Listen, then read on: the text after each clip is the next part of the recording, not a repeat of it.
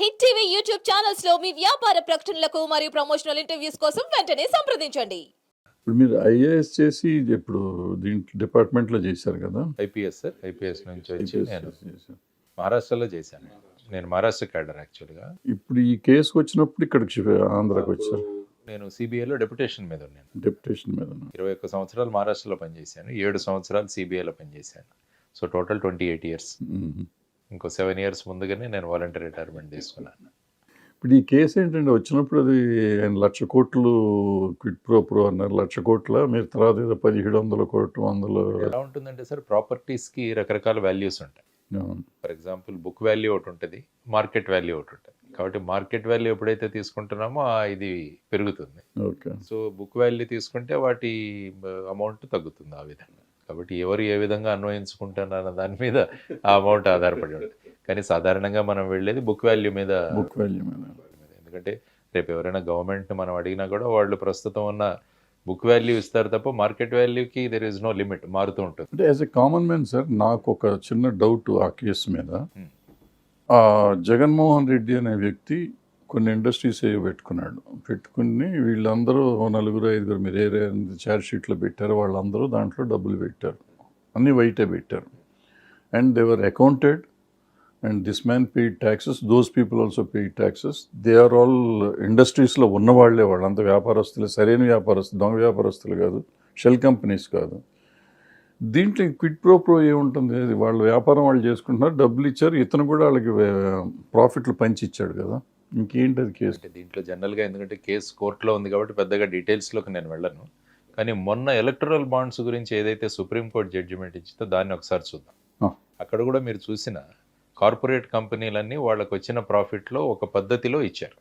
Electoral bonds కొన్నారు, ఆ బాండ్స్ని political పార్టీలకు ఇచ్చారు.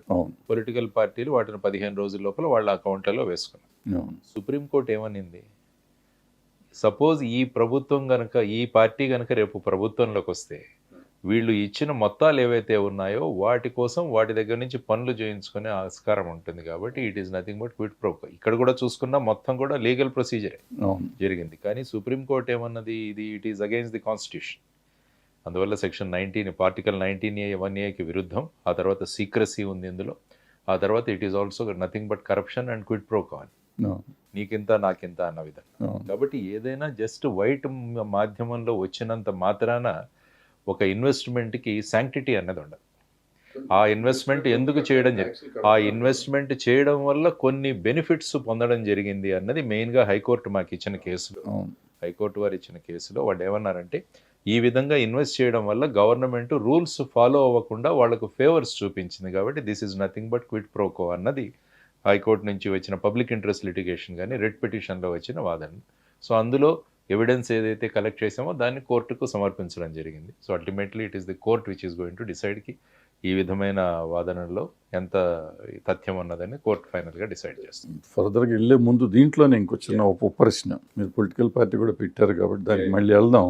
అయినా కూడా ఈ మనం ఇండస్ట్రీస్ పెడతాం కోసం వాళ్ళందరికీ ల్యాండ్ ఇస్తున్నాము, ఇంకోటి ఇస్తున్నాము. గవర్నమెంట్ అనేది వాళ్ళకి కొన్ని కన్సెషన్స్ ఇస్తున్నాయి, ట్యాక్స్ ఎగ్జంప్షన్ ఇస్తుంది. మరి అది కూడా క్విడ్ ప్రో ప్రోనే అవుతుందిగా? అంటే ప్రొసీజర్స్ ఫాలో చేస్తే అది క్విడ్ ప్రో కావద్దు. ఇది ఇప్పుడు నేను చెప్పింది కూడా ప్రొసీజర్. ఆయన ప్రకారం ఆయన ఇప్పుడు నాకు మీరు డబ్బులు ఇచ్చారు, అఫిషియల్గానే ఇచ్చారు, నేను వ్యాపారం చేస్తున్నాను, మీరు వ్యాపారస్తులే, మీరు నాకు ఇచ్చారు, నేను సరిగ్గా మీకు లెక్కలు చూపించాను, గవర్నమెంట్కి లెక్కలు చూపించాను, ట్యాక్స్ కట్టాను. మరి నాకు తప్పు అయినప్పుడు ఈ ల్యాండ్లు ఇవ్వటం తప్పు కదా? అంటే ఇప్పుడు ఎలా ఉంటుందంటే, ఫర్ ఎగ్జాంపుల్ ఒక ప్రాపర్టీని నేను ఎవరికైనా ఇవ్వాలి ఇండస్ట్రీస్ కోసం. అవును సార్. కాబట్టి నేను ఒక అనౌన్స్మెంట్ చేస్తాను, ఇంట్రెస్టెడ్ పార్టీస్ అన్నీ కూడా అప్లై చేయండి. అప్పుడు ఇంట్రెస్టెడ్ పార్టీస్ అప్లై చేస్తాయి, దాన్ని బట్టి వాళ్ళలో ఉన్న మెరిట్స్ని బట్టి ఇవ్వాలి. అది కాకుండా మీరు ఒక వ్యక్తిని పట్టుకొని మీరు ఒక లెటర్ మీద ఇచ్చేస్తే అది ఎలా అవుతుంది? ప్రొసీజర్ కాదు అది. అంటే యు ఆర్ ఫేవరింగ్ సంబడి అవుతుంది. కాబట్టి ఎప్పుడైతే ఎండ్స్ మీన్స్ రెండు కూడా ఇంపార్టెంట్ గవర్నమెంట్. అంటే ఎండ్ మీకు ఇండస్ట్రియల్ డెవలప్మెంట్ కావాలి, కానీ దానికి ఏ విధమైన పద్ధతి అవలంబిస్తున్నారన్నది కూడా మన ప్రొసీజర్లో ఉండాలి.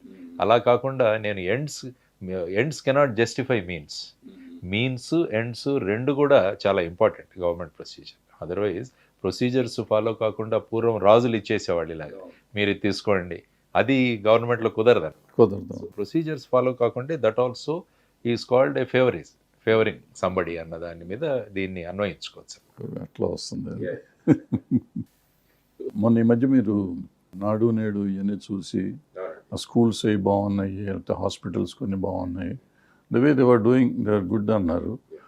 మరి అన్ని మంచి అని కొన్ని మంచి చేస్తున్నాడు అతను చేస్తున్నాడు. ఇప్పుడు ఎలాగుండాలంటే మనం సంక్షేమము ఉచితాలకు మధ్య వ్యత్యాసాన్ని మనం గుర్తించాలి. అవును సంక్షేమం అంటే దానివల్ల సమాజం బాగుపడుతుంది. ఫర్ ఎగ్జాంపుల్ స్కూల్స్ బాగు చేశారు, అవును దానివల్ల ఏంటంటే పిల్లలకు మంచి ఫుడ్ దొరుకుతుంది, మంచి ఎక్విప్మెంట్, తరకు వాళ్ళకి యూనిఫామ్స్, బెంచెస్, విద్య. సో అదేంటంటే సమాజంలో ఒక విద్యార్థులు అన్న వాళ్ళు ఒక ఆస్తులుగా తయారవుతారు. అవును కాబట్టి సమాజానికి అది ఉపయోగపడుతుంది. అలా కాకుండా మీరు మీ స్కూల్కి ఒక విద్యార్థిని పంపిస్తే నేను ఎన్ని డబ్బులు ఇస్తాను, లేకుంటే మీరు పర్టికులర్ సామాజిక వర్గానికి చెందిన వాళ్ళైతే మీకు సంవత్సరానికి 15,000 రూపాయలు, అదేంటంటే ఇండివిజువల్కి వెళ్తుంది. మ్మ్. ఎప్పుడు కూడా గవర్నమెంట్ సమాజం అభివృద్ధి ఎలా చెందాలన్నది చూడడం చాలా అవసరము. సమాజం అభివృద్ధి చెందాలంటే మీరు ఇండివిజువల్గా డబ్బులు ఇవ్వకుండా వాళ్ళకు లైవ్లీహుడ్స్ ఇవ్వండి. అవును ఏదైనా ఇది పని చేసి నేను ఒక చిన్న ఫ్యాక్టరీ పెడతాను, అందులో మీరు పని చేయండి, అందులోకి మీకు వేజెస్ వస్తాయి, దానివల్ల ఏంటంటే లాభాలు వస్తాయి, మీకు జీతాలు దొరుకుతాయి, అందువల్ల సొసైటీ ఇంప్రూవ్ అవుతుంది, తర్వాత గవర్నమెంట్కి కూడా రెవెన్యూ వస్తుంది. ఇలాగా సంక్షేమాలకి ఉచితాలకి మనం తేడా తెలియజేయాలి. సపోజ్ ఫర్ ఎగ్జాంపుల్ అందరికీ బస్సు ఫ్రీ పెట్టాం, మ్మ్. మహిళలకు బస్ ఫ్రీ అన్నారు తెలంగాణలో, అది అవసరం లేదు. గర్భిణీ స్త్రీలకు ఇవ్వండి బస్ ఫ్రీ, దివ్యాంగులకు ఇవ్వండి, వృద్ధులకు ఇవ్వండి, విద్యార్థులకు ఇవ్వండి. సో అది జస్టిఫైడ్. కాబట్టి ఇది సంక్షేమము ఈ ఉచితాలకు మధ్య వ్యత్యాసం తెలుసుకొని వెళ్ళాలి. అంటే ఇప్పుడు హెల్త్ ఎడ్యుకేషన్ అనేది జనరల్గా అందరికీ ఫ్రీగా ఉండాలి అనేది కదా జనరల్గా. వీళ్ళు ఇప్పుడు మా అక్కడ ఆంధ్రాలో పెట్టింది ఫ్రీ, అందరికీ ఫ్రీ కదా. గవర్నమెంట్ స్కూల్స్లో ఎవరు వెళ్ళినా ఫ్రీయే కదా. ఫ్రీ అండి, ఎందుకంటే మీరు గవర్నమెంట్ స్కూల్స్ బాగు చేస్తే ఖచ్చితంగా విద్యార్థులు మీ దగ్గరికి ఎవరైనా వస్తారు. వస్తారు, అలా చేయాలి. లేకుంటే మీరు ఇప్పుడు ఫర్ ఎగ్జాంపుల్ అమ్మఒడి అన్నది మీరు గవర్నమెంట్ స్కూల్స్ పంపితే మీకు ఇస్తామంటే అది బాగుండేది. మ్మ్. గవర్నమెంట్ ఇంత ఖర్చు పెడుతుంది. అవును గవర్నమెంట్ చూస్తే ఒక్కొక్క విద్యార్థి మీద సుమారుగా ఐ థింక్ 75,000 దాకా ఖర్చు పెడతారు సంవత్సరానికి. అంత ఖర్చు పెడుతున్నప్పుడు మ్మ్. మనం గవర్నమెంట్ స్కూల్స్ని ఇంప్రూవ్ చేయాలి. ఎందుకంటే గవర్నమెంట్లో అన్నీ ఫ్రీగానే ఉంటుంది. ఇప్పుడు ప్రైవేట్ స్కూల్స్కి వెళితే మీకు ఫీజులు ఉంటాయి, తర్వాత వాళ్ళ బిల్డింగ్ ఫండ్ అంటారు, ఆ ఫండ్ అంటారు, ఈ ఫండ్ అంటారు, ఫైనల్గా చాలా వసూలు చేస్తారు. అవును కాబట్టి అవుట్ ఆఫ్ పాకెట్ ఎక్స్పెన్సెస్ పెరిగిపోతాయి పబ్లిక్కి. అవును సో అదేవిధంగా ఇప్పుడు మీరు ఆరోగ్యశ్రీ ఇస్తున్నారు, అవును కానీ నేననేది ఏంటంటే ప్రజలందరికీ కూడా ఆరోగ్య బీమా కల్పించండి.